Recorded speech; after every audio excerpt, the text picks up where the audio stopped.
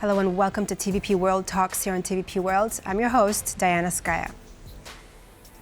The fighting on Ukraine's front lines rages on, but now behind the scenes, intense discussions are underway among experts from the United States, the United Kingdom, the European Union member states, Ukraine and Russia on what? On potential ways to end the conflict. Now, today we're going to dive into those latest proposals, leak details from these behind-the-scenes negotiations, and explore the suggestions being put forward to resolve the crisis. And joining me now to discuss these developments is Benjamin Schmitt, Senior Fellow at the University of Pennsylvania. Thank you so much, Benjamin, for being with us here on World Talks this evening. Thanks. Great to be here on TVP World.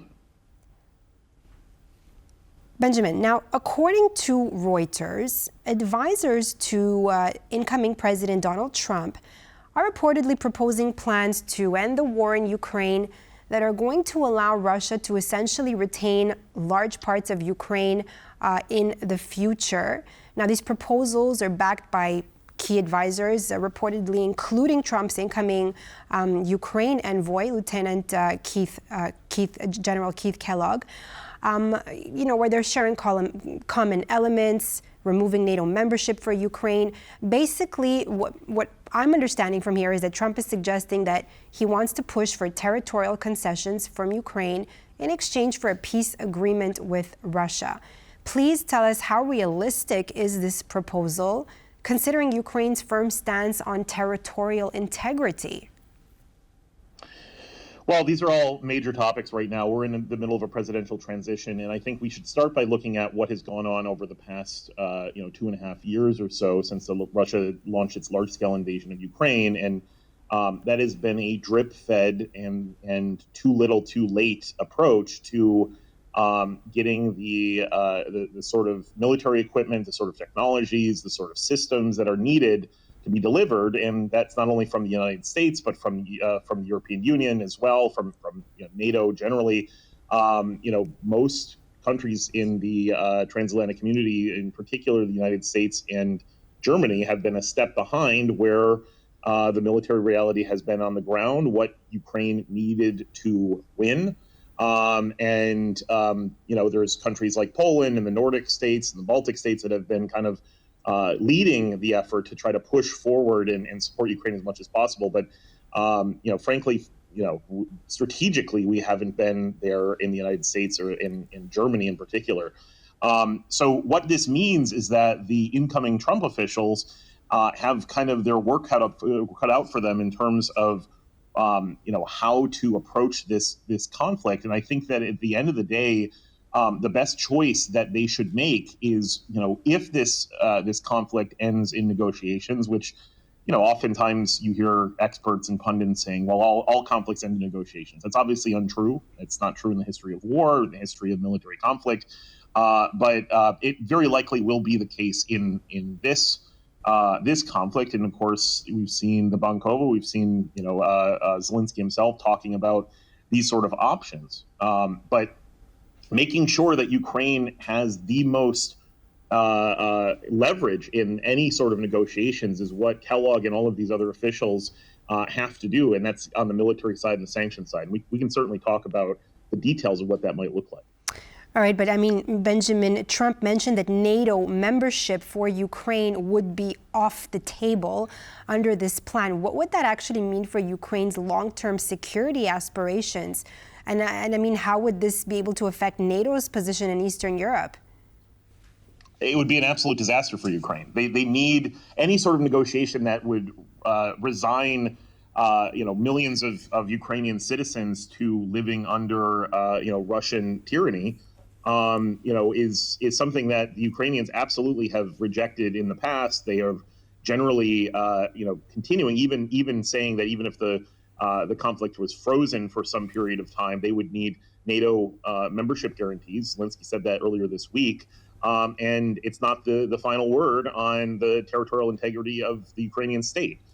So were Trump to actually leverage this situation in the opposite direction, in something more favorable to Putin, where NATO membership is absolutely forbidden for Ukraine, that would be a disaster. And that would be, really undermining transatlantic security, would be undermining the NATO alliance, where a lot of these frontline states in particular look to Ukraine and they see them, some of themselves in the Ukrainians' plight, given the location, and they want to support Ukrainian security. And NATO Article 5 is an ironclad way to do that. I mean, if this is really what Trump's plan is, isn't this actually, Benjamin, giving Russia, giving Putin a free pass, sort of say, to maintain these occupied territories in Ukraine? How is this going to be, I mean, perceived in Kiev?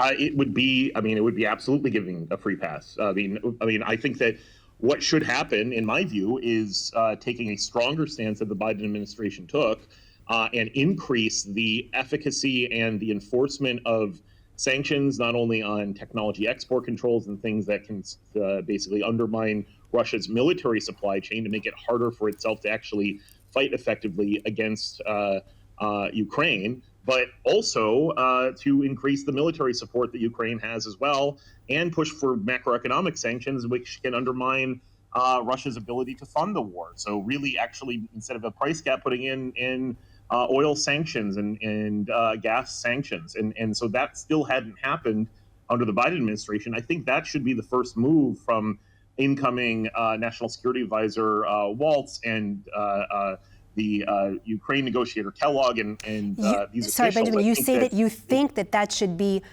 what they should do, but would you say that they will do this? It's hard to say. I mean, it's hard to say right now. I mean, you're mentioning that, quote, Trump has said that he's taking NATO membership off the table. Trump changes his mind quite often. I mean, in the course of hours, he can change his mind. Currently, we've seen this a lot during this transition alone. And so it's really going to come down to when the Trump administration actually begins, what approaches these senior officials take and how they actually implement the details of these sort of decisions. I want to make a comparison here in a social media post that we saw a couple of days ago. Given the situation of the Israeli hostages in the Gaza Strip, Trump had released a statement on X saying that if the hostages are not, if the 101 hostages are not released until he comes into office, then he says when he comes in on the January 20th, those that are responsible are going to have to, all hell will break loose and they're going to have to pay for that. And you mentioned earlier in this interview that he's becoming really a little bit favorable towards Putin. So why not, give these kind of posts on social media platforms towards addressing it actually towards Putin? Why only towards, talking about one conflict and not what really here is developing in Europe and in Ukraine, and taking this favorable stance towards Putin, like you mentioned earlier? It's a great point. Historically, Trump has had a proclivity for concessionist or nominally positive statements towards Putin. It is, remains to be incomprehensible from any sort of geostrategic play. He seems to believe, and this is a charitable explanation, that sidling up to dictators and authoritarians somehow, quote unquote, builds respect or something of that nature. And by taking these sort of approaches rhetorically, somehow he can get concessions. I haven't seen that actually take place. I think that the placement of the officials in the Trump administration that are incoming need to continue what some of his officials in the previous Trump administration did, which is try to pursue a peace through strength sort of approach. Again, that's through military support and sanctions, and certainly not sidling up to dictators and making positive statements like this. So I agree with you there. It's not good. It hurts from a strategic communication standpoint anytime that Trump is indecisive on these sort of issues, but in particular, concessionist towards Putin, who is the main geostrategic adversary of Western democracies, of the transatlantic community, and is waging a large-scale war of aggression against Ukraine and continued cyber and physical sabotage attacks against energy and critical infrastructure across the European continent. It just goes on and on. He's not our friend. Putin is our geostrategic enemy, and Russian Federation under Putin wants us to be harmed in the West. Benjamin, let me just ask you very briefly in under 1 minute, because we're almost out of time. Given all these factors, do you think that there's any hope for the future and a peace deal for Ukraine in 2025? I think it's possible, but again, we saw, in the Cold War era, the Wells Declaration where the United States did not recognize the three Baltic states, and diplomats will often walk out and say, "Look, this could be the sort of play we have for Ukraine. We never will recognize these territories, and maybe one day they will be returned." That's a problem, though, because you're condemning, in the case of the Baltic states, populations of once democratic nations to sitting under an authoritarian boot for, in that case, about 40 years. We can't allow that to happen with Ukraine, and it's got to change. Thank you so much, Benjamin Schmitt, Senior Fellow at the University of Pennsylvania, for being with us here on World Talks and all your expertise and insights. Thanks for being with us. Thanks, appreciate it. And that's all for this edition of World Talks here on TVP World, where every word matters. Up next, news with Maciek Mikos. Stay tuned.